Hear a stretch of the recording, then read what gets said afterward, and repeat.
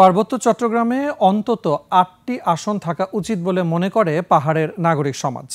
সংসদীয় আসনের সীমানা নিয়ে নির্বাচন কমিশন শুনানিতে তারা খাগড়াছড়িতে ২টি, রাঙ্গামাটিতে ৩ এবং বান্দরবানে ১টি সংসদীয় আসন থেকে ২টিতে উন্নীত করার দাবি জানান।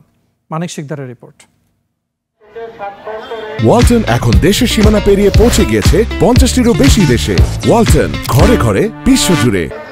আসন্ন সংসদ নির্বাচনে এলাকা পুনর্নির্ধারণ ও আপত্তি শুনানির দ্বিতীয় দিন। খুলনা, বরিশাল, চট্টগ্রামের ২০টি সংসদীয় আসনের শুনানি হয়। নির্বাচন কমিশনের খসড়ায় বাগেরহাট জেলার একটি আসন কমানোর প্রস্তাব করা হলে এর আপত্তি জানায় বাগেরহাটের বিভিন্ন দলের প্রতিনিধিরা। এবং এখানে বরঞ্চ 5টি আসন দরকার। আমি সর্বশেষ বলেছিলাম যে আমি একটু বিপক্ষে কথা বলতে চাই, আমরা 5টি আসন চাই।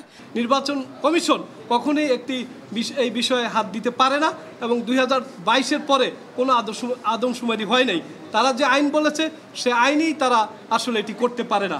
বরগুনার মানুষ প্রশাসনিক সুবিধা থেকে বঞ্চিত। 13 ঘন্টা লাগে বরগুনা জেলা শহরে আসতে।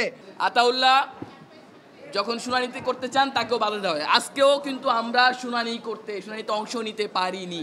দেশের 10 ভাগের 1 ভাগ ভূখণ্ড নিয়ে পার্বত্য চট্টগ্রামের রাঙ্গামাটি, খাগড়াছড়ি, বান্দরবানে 1টি করে আসন থাকা দুঃখজনক। পার্বত্য চট্টগ্রামে অন্তত 8টি আসন চায় নাগরিক সমাজের প্রতিনিধিরা। পার্বত্য মানুষের দাবির যে 3টে আসন থেকে 8টি আসন বৃদ্ধির জন্য নির্বাচন কমিশন আমরা 2টা থেকে আসছি। তারা যখন পার্বত্য চট্টগ্রামের কথা বলে তখন তার মনে হয় যেন আমরা বন জঙ্গলে বসবাস করি, অনীহা চলে আসে। 14টি জাতিগোষ্ঠী রয়েছে।